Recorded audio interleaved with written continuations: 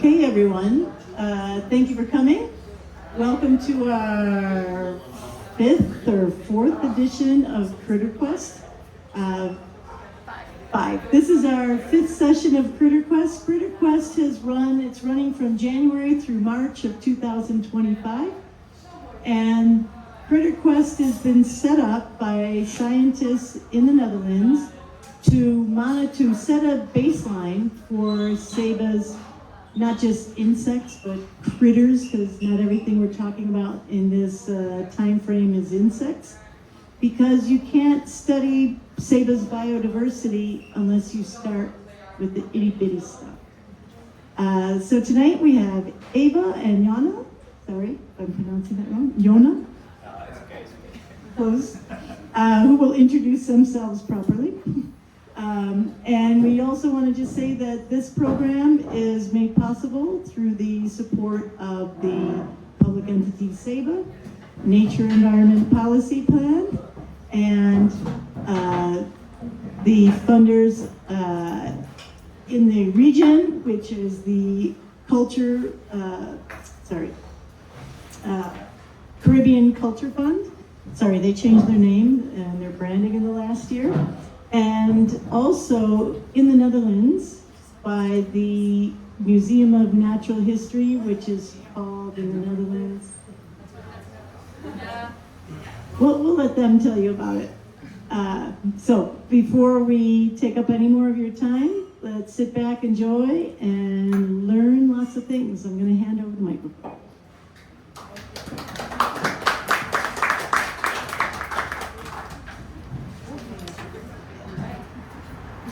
Thank you for the introduction. I hope everybody can hear me properly also in the back. Today we are going to talk about the wonderful world of Diptera, which are basically mosquitoes and flies. And what we're going to be telling you is actually, we're going to make you excited about this group because this is our expertise, which might make you wonder why. But first, let me introduce ourselves. So my name is Eva Drukker. And I've been studying the ecology of green roofs back in the Netherlands as a part of a 4-year study to investigate how these ecosystems develop over time. And also on these roofs I look at the biodiversity, so that's kind of my expertise. Biology and flies is my hobby to study. My name is Jonne Veldboom. Oh, it's quite loud. I'm still in my bachelor's biology in Wageningen University, same university as Eva's working at. And my passion and hobby is also at flies. And I started with birds, birds of two wings, flies of two wings, so the link was quite easily made. The fly on the right is one of my favorite flies. It's called a rubber fly, and it actively hunts and seeks its prey, and then it devours them. Quite fun, and they're beautiful, as you can see. Yeah, and I got into flies when I was actually busy with moth catching. Maybe you guys have done that as well already here on the island, or seen it at least. You're with a big cloak and a light that attracts moths. But this guy was also attracted to it, a soldier fly. And I thought it was beautiful. It was bright green. I was like, wow, it's actually also very pretty. And then I got more into flies as well, and I found them very interesting. Yeah. This is going to be what we're talking about tonight. First, we're going to talk about what are flies and mosquitoes actually, how can you recognize them. Afterwards, we'll do a little quiz to see if you actually learned something. And afterwards, I'll be talking about the flies we found on Seba so far and the results, or preliminary results of the expedition, mainly focused on flies and mosquitoes. Yeah, so I'll talk first. So I'll introduce you to the world of the flies and what they are. So flies, you've seen them like on your table. They're a bit annoying. You want to smack them, or they're in your bedroom annoying you. Mosquitoes, but they're actually really diverse. There's just not one fly species or one mosquito species. There are actually over 153,000 species in the whole world. It's quite a lot, and they are very diverse. You can see them here and here with these weird eyes. These flies you probably know, but there are many, many species. And that makes them very interesting to study because this diversity is so huge. But what do they all have in common? Why are these all called Diptera? Well, Diptera, they're called Diptera because they consist of two wings. Di means two, and ptera means wing. That's why they're called Diptera. You've also maybe heard other stories here as well about Hymenoptera and Lepidoptera. Those are the wasps and the butterflies, all called Ptera.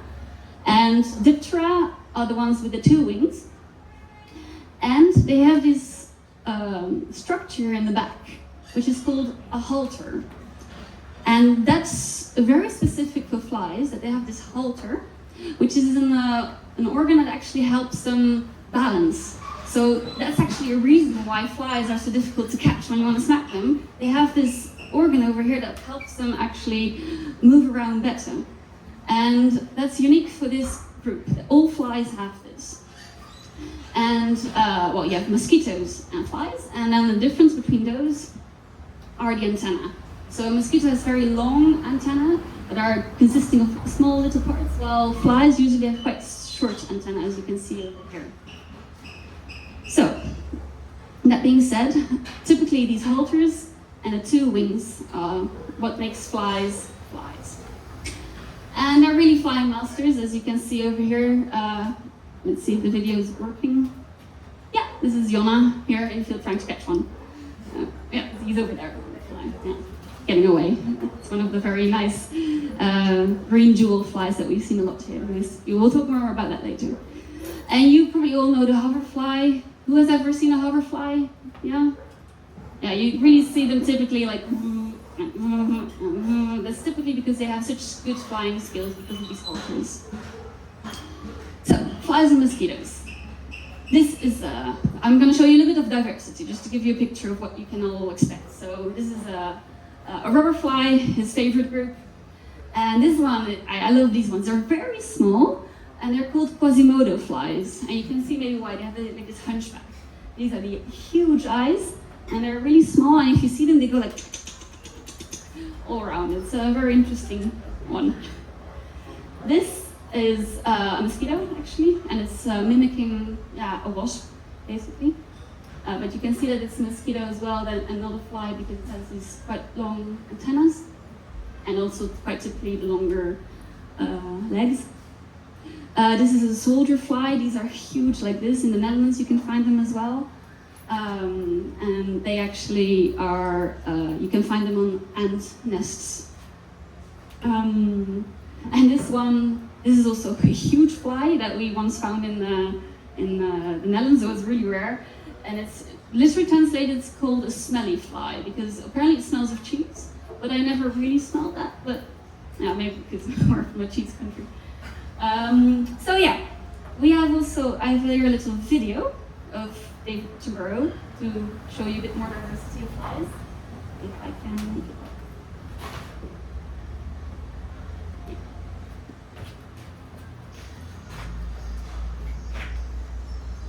You don't hear the sound, I think.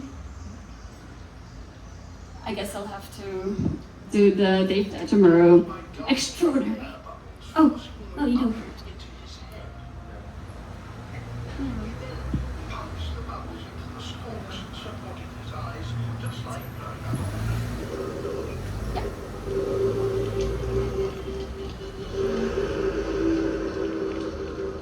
And this is what earns these creatures their name. The stalk-eyed fly.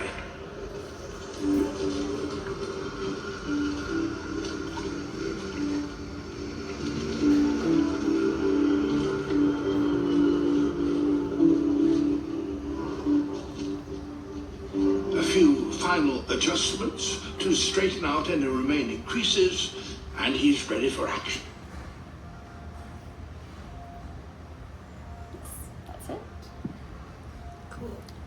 stalk-eyed flies. They think it's some kind of sexual dimorphism that they have. Males have extra long eyes, and there's been sexual selection to have the eyes even longer and longer, and they kind of like a bull, try to impress the ladies with it. But we don't have them here.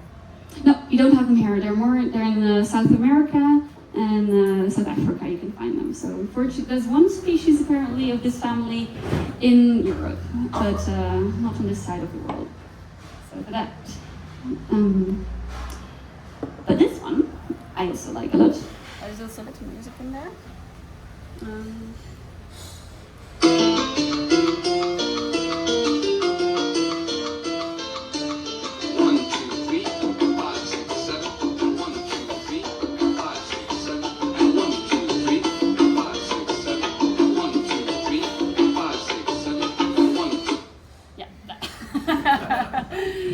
I put the music on that, actually. That was a tephrit fly, Worvlich. It's actually a fly that, you saw those wings, they were very colorful and patternful. They're called in English fruit flies because they're actually quite big pests as well, causing lots of damages to fruits, but some of them, only some species, not all species. And I really like this family because they have very pretty wings, and they also use these wings in many ways that they have this whole ritual for the ladies to impress them with their wings, that they wave them around. And for every species, this pattern on the wings is quite unique as well, so that every species can find its mate properly. So it's one of those families I really like a lot. I'll stand again over here, sorry. So further, flies and mosquitoes. So you can find them in many different habitats. So you can find them in tar pits, but also in these beautiful streams. But they can also infest the anoxic lumen of vertebrates. So they have this whole diversity of habitats that they can inhabit. And they have lots of different feeding modes. As you all know, they feed on poo, also decaying materials, but also there are lots of pollinators. So you can find them on flowers as well. That's what we've been doing a lot, looking at flowers, trying to find the pollinators on there. And as you all know, they also can feed on your blood, like these mosquitoes. And some of them don't even feed at all. They're basically, all they are is flying reproductive organs. After they've been a larvae, they hatch and they fly around to find their mate. And then they often go to a high point to gather around. It's called hilltopping, and that's where they find each other as well. And then they die? And then they die.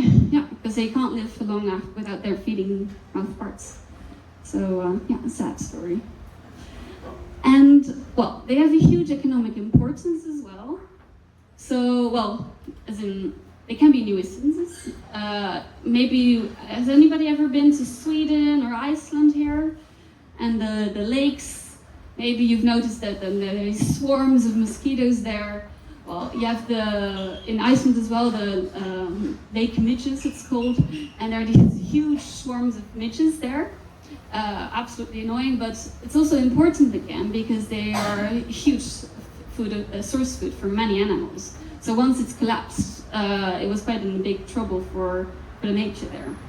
And you also have in South Africa these lakes where you have these huge swarms where actually you can even suffocate when you enter these. But over there, the people actually use the mosquitoes to make cakes out of them. So again, they're being made useful. And they're important for decomposition and also water quality. You can identify species to family level, and with the family you can actually calculate the so-called FBI, the Family Biotic Index, and then the number of the families that you find. You do a calculation, and then you know what the water quality is of the water that you're in, because some families like to be in very dirty water, otherwise more clean water, so they're being used like that to see whether the water quality is actually good. And also also the forensic research. That's something I also really like. With our students, we often do a little bit of a little research with this. So you have these flies that lay their eggs into that body. They come there really quickly, and depending on the temperature of the surroundings of the body itself and on the species, they will develop at a certain rate. And with that, researchers can calculate the post-mortem index to see how old the body is, and then investigate whether, how long the body is in there. And there's also certain species that lay their eggs inside a house and outside a house, and like that you can also see, hey, this body was actually killed inside a house, now it's outside, because there are flies that are belonging on bodies inside a house. Also an interesting way of investigation.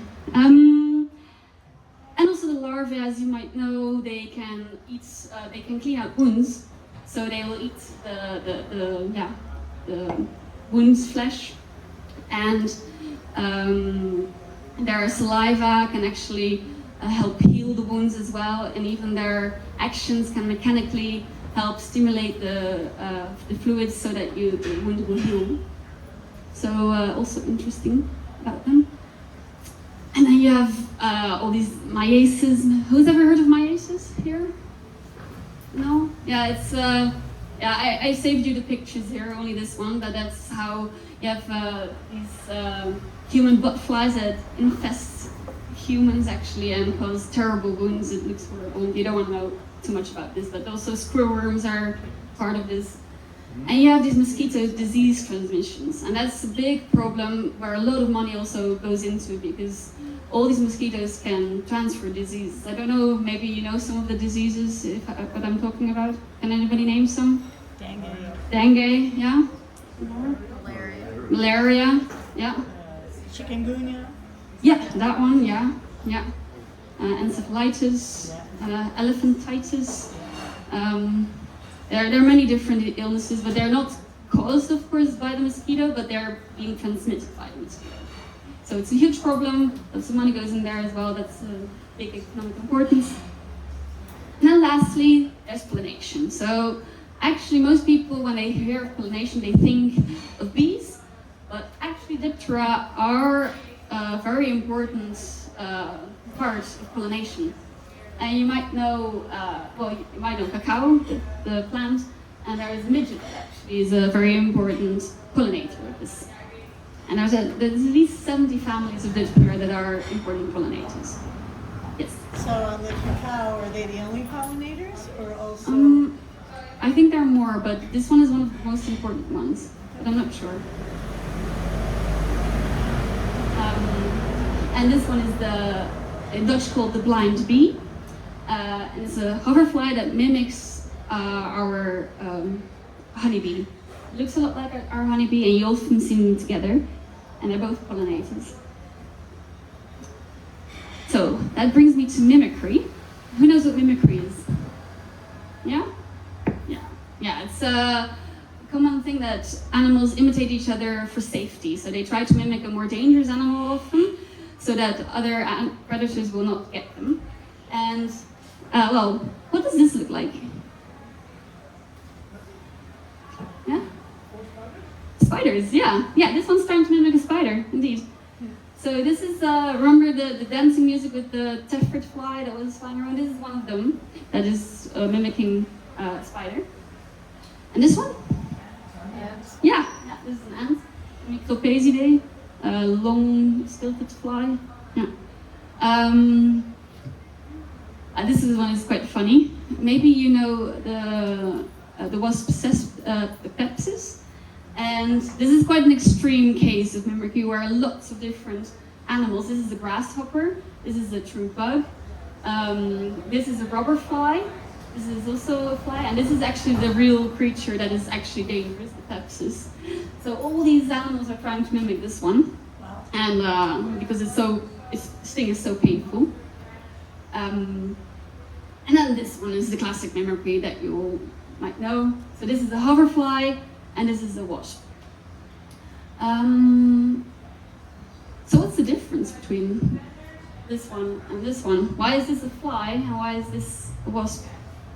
Stinger. Antenna? Yeah, they're quite long, yeah. These ones are quite short. Well, you can't see. The eyes.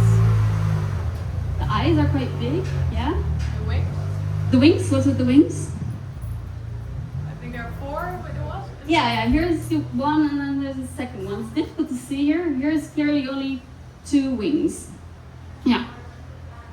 So that's also what you can see here in this lovely cartoon from poorly drawn lines. You see here bee and fly similar but different. So after everything I've told you, yeah, I have to say it's poorly drawn. But you see that the bee only has 2 wings, should have had 4. But and also the fly doesn't only eat shit, as you know, it also pollinates now. So sorry for ruining cartoons now for you guys. So yeah, here in short again the differences. You see a front wing, the antenna are short, proportionally larger eyes, and here, yeah, you have a front wing and a hind wing. And what I often do to try and detect the difference between flies and wasps is I try to look for the halters, which are often quite conspicuously, you see like a white dot right over there. That's, yeah, after you've trained, you see that quite quickly. And it's nice to know because you can really impress people like, oh yeah, I can take that wasp, and then you take it and they're like, oh, you're taking a wasp. You're like, yeah, I'm really brave, I don't care about being stung. So yeah, now comes the quiz. Is it a diptera or a wasp? So we have some pictures and we're gonna see if you can see which one is the diptera and which one is the wasp. Okay. Let me see hands. Who thinks this is a diptera? Okay. Right? And who thinks it's a wasp? Okay. And who doesn't know? So this is actually a diptera. Yes. This one's a bit more difficult because it's actually a mosquito. So they have relatively longer antenna. But this is, yeah, a diptera. You can see actually the halter over here. If you look closely, you see it over here. Okay, who says diptera? Okay, and who says wasp? Yes, this is indeed a wasp. Yeah, it has long antenna. The eyes, what I also find often with these typical wasps is that they look really evil, right? They just look kind of angry. And difficult to see, but it has 2 wings, but that's difficult to see in this picture. Okay, this one. Who says wasp? And who says diptera? Indeed, it's a wasp. And this one is a jackie that you also see here on the island a lot that stings you. Long antenna again, quite evil looking eyes. Yeah, there's no halter here to see. Again, difficult. This one. Diptera. Who's a diptera? Diptera, yeah. Hands for diptera. Well, I guess the antenna's Okay. Yeah. And who says wasp? This is a diptera, and this is one of Jonne's favorite groups. It's the robber fly, and it looks kind of like a bee. It's all fluffy, and it has kind of long antenna as well. And these flies, they can get really good at imitating wasps. There are some flies who even have their front legs darkened, and they extend them like that so that it mimics the long antenna of a wasp. So they can really become really good at it. Okay, this one. Who says diptera? Yeah, I saw a very secure hand there. And who says wasp? This is a diptera. Yeah. Yeah, you don't see any antenna. Quite big, round eyes. Yeah. One set of wings. Okay, this one. Who says diptera? Yeah, diptera. And who says wasp? Yeah, I kind of gave it away before, secretly. This is the one that's imitating the antenna with his legs, actually. And he has a very beautiful eyes as well. Here the one set of wings, and you see here the halter as well, this one. This tiny floopsy little thing. Okay, I think we're almost through. This one. Mosquito. Diphthera, mosquito, or wasp? Wasp? Who goes for wasp? It's Yeah. like a stinger. Yeah. Yeah, it's a wasp. You actually see it really well, like these long antenna, the two sets of wings, so 1, 2, and this, yeah, stinger over here. Definitely. An ovipositor actually, in this case. Oh wait, there are 2 more, I'm sorry. 2 more difficult ones, because this one's really difficult, I think.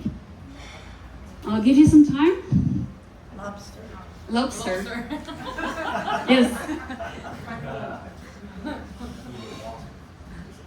Who's gonna go for wasp? I don't see a stinger. It's got the halter. Who goes for Diphthera? Yes, it's indeed a Diphthera. And this one is it's of the family of Canopidae, and they're actually parasitoids on wasps. What they do with the back is that they can actually get underneath the segments of wasp, and they lay their eggs in the wasp itself. So that's what they do with the back. And they have quite long antennae as well. This is their mouth part, big round eyes, and here this white dot is the halter, and then the one. And this one's eating, that's its prey? What's Um, it eating something? I don't think so actually. What is No. What's it got its arms around? I'm not sure. Is that meat?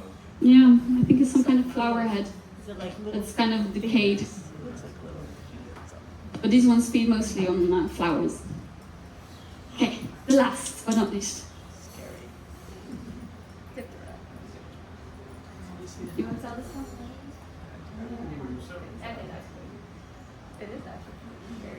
Okay, so can I see hands for a wasp? And then can I see hands for a Diphthera, a fly? Nice, well done. This is indeed a fly, but this is a very tricky one. But you can indeed make out the halters, the yellow dots, and it perfectly mimics the wasp-like tire. It's a very constricted middle of the body, which the jackies over here have as well. But you can, on the picture 3, you can really make out the long antennae and the large eyes. And the coloration is also almost like a wasp. But this is indeed a very tricky one. So the front where it looks feathery, that's all for pollinating, or? Not necessarily, but yes, most of the pollen does indeed stick to the hairs on the face and on the body as well. But it just the coloration is just to make it look more like a wasp, the black and yellow coloration. Yeah, hairs can have many different functions indeed. Yeah, they also have hairs on their eyes. Also, it sometimes functions as for us with eyelashes as well to keep out dirt. So there can be many ways for the hairs as a function. And then, actually, Okay, and then I'll give you some insight in the flies we found on Sabah so far. Yeah, in the start of our expedition, only 21 species of Diphthera, so flies and mosquitoes, were known to occur on Sabah. And the pictures are of very low quality. But online, there's a database, the Dutch Caribbean Species Register, and in it you can find loads of information on all the flies, plants, mammals, basically everything that occurs on the Dutch Caribbean islands. But 21 species of flies and mosquitoes, yeah, that's not gonna happen. That's way too low. So far we've collected loads of them, and in the end we expect there to be 100 to 150 species after we finish IDing everything at the lab back home. Well, so have to see. This is a graph I extracted from the observation.org website. It's a citizen science database that everyone can enter. And this is the graph. Is this the one? Oh, thanks. Okay. On this axis, you can see the number of species. It starts with 0 species, and then it ends with 35 at the top. And these are the years. Yeah. So it starts at 2014, and it ends at today. And the expedition started in the end of 2024. This is the start of the expedition, so some people already found some new flies. This is the total amount of flies that's been recorded on Seba. Yeah, and when we got on the island, it just exploded. And yeah, we of course dipper enthusiasts. That's probably why. Yes. So is that because we have more poop on the island, or because you're finding things? I think because we look at the poop to find the insects. We actually had some pictures of Eva collecting flies from a dead crabs and iguana on Wellesby Road, but she didn't want in this presentation, unfortunately.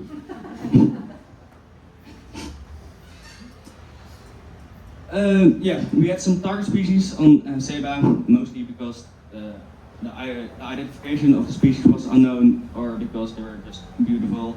Like the green jewelfly on the left. You can quite easily find them on the trails on the upper parts of Mount Scenery, Bass Mountain, the trail to the top, Elven Forest. We found several individuals of this species just flying around in the sun, and they're very highly territorial. The males guard their own piece of path, and then they fight other males that want to fly through their airspace. This pretty boy on the right was only known by this picture. Very big species, several centimeters, or I think 1 to 1.5 inches, and this beautiful black with a yellow tip at the end of its bottom. But we still actually don't know what kind of species it is. If it's a species that only occurs on Seba, or if it's a species that's more common in the other parts of the Caribbean. But luckily today, Eva, with her very sharp eyes, found one, and we collected it, and we still have to identify the specimen, which is of course neat. Jonne caught it, by the way. I was like, "You can't get it!" Because I always let everything escape. It was perfect teamwork. Is this the big fly that comes around if you're cutting up raw meat or seafood? I don't expect it. Peter, right? It's, I mean, the big ones that, like, you wonder where did they come from? And this is a species that, as a larvae, all flies, when they're hatched from their eggs, they're larvae, a maggot actually.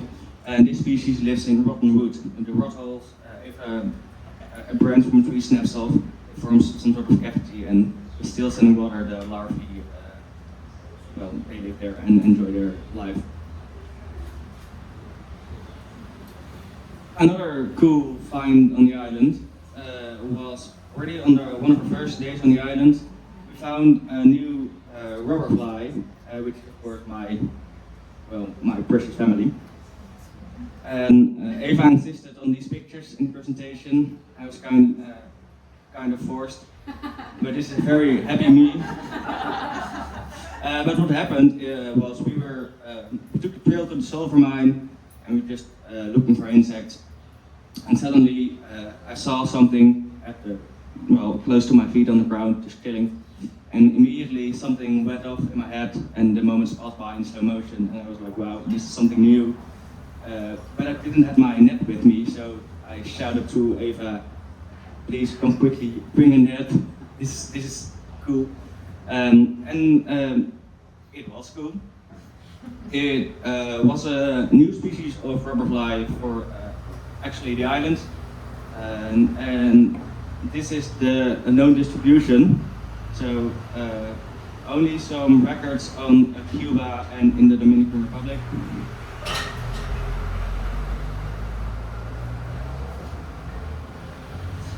And this is where Seba is, of course, and it really has extended its distribution to the smaller islands over here, and it should occur in Puerto Rico as well, probably. But this is the only picture of it online.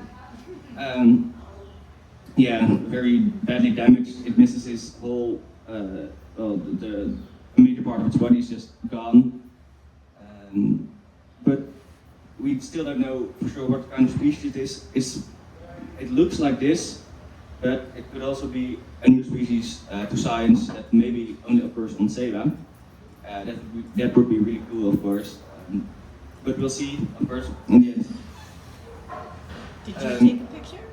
Yeah, we took some pictures, but there were only low quality pictures we took at our more or less field station. And the experts, other experts we mailed, are still not sure what the idea of this fly is, so we'll keep you posted. It's gonna be cool, I hope. Yeah, if you wanna participate as well, these are also some target species. This is the green jewelfly that you can find on the trails, and they'll just hover in front of you and try to scare you away because you're also in their territory. This is the same species as the big black and yellow fly we showed earlier, and it's also only known from pictures. With more pictures, maybe we can say anything more if it still occurs on Ceiba, or maybe they've just vanished. These two on the bottom are quite common, and I think you can expect them to be present in your gardens as well. These are very small, only a few millimeters in size. This one's a little bigger, and it has a shiny, bright metallic blue body and wings, and it hovers in the air like a hoverfly is supposed to. And they're quite easy to find, especially near flowering flowers. If you took a picture of something, it also goes for wasps, beetles, cicadas, plant hoppers, you name it. Maybe you've known of iNaturalist. iNaturalist is a citizen science database on which you can upload pictures, and then well, experts say it's this species, or maybe it could be this, or yeah. They'll just help you with an identification for the species, and you can also look for yourself. If you go to the Explore tab in the top and then go to Map, you get a map with all the observations that are made in the area close to you. And you can draw a circle or a rectangular, and then you can look for a species, or maybe if it's a fly or a mosquito, you type Diptera, or if you already know it's a hoverfly, you can search for all the hoverflies in the area, for the butterflies. And it shows you all the species with very high little pictures, and then you can have a look for yourself what kind of flies are actually inhabiting your garden. I think this is everything we have to say, right? And here's some pictures of flies, birds, and me catching flies.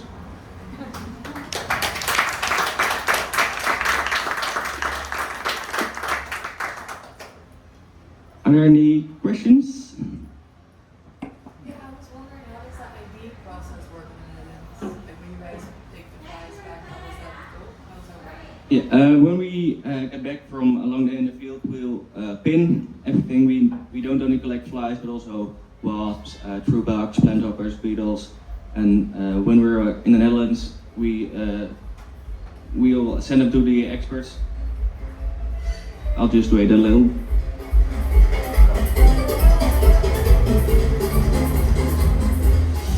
Then they'll go to the subsequent experts, and they'll ID the specimens. For us, we'll ID the flies, and then eventually we'll make a publication out of it. It will be published in a scientific journal, and then the results will be open for everybody, so everybody can see what kind of insects occur on Ceiba. Another question in the back? How are you going to determine if it is a new species among the one you found? How are you going to identify if it's new among the 350,000? What's the workflow? Yeah, that's an interesting question, because you never know for certain if it's something new. Maybe another scientist is already working on this group of insects, but the group of insects, the rubber flies, I'm interested in, it's such a small group of people that's working on it that we just know each other and we know what projects everyone's working on. And well, to be sure, something is a new species, we'll request the specimens from several musea, and then they'll send us to us. They'll send the species to us, and then we can compare it, and maybe we do some DNA analysis, which is of course very specific to every species. And in the end, we'll see if it's new or if it's already known but slightly different. And if it is new, and you can name it? Or, Yeah, if it would be a new species, we can of course give it a name. We can name it to anybody of you, of the audience, but it's kind of an unwritten rule that you don't name it to yourself. So he can't name it after himself. No. So if anyone of you has some suggestions, I'd like to hear. Murphy? Yeah, Murphy would be, yeah, I think it would fit as a name. Or probably something to look at the Seba. I think it would be, if it turns out to be a new species, it would be something like that. All questions are finished? Okay, thanks.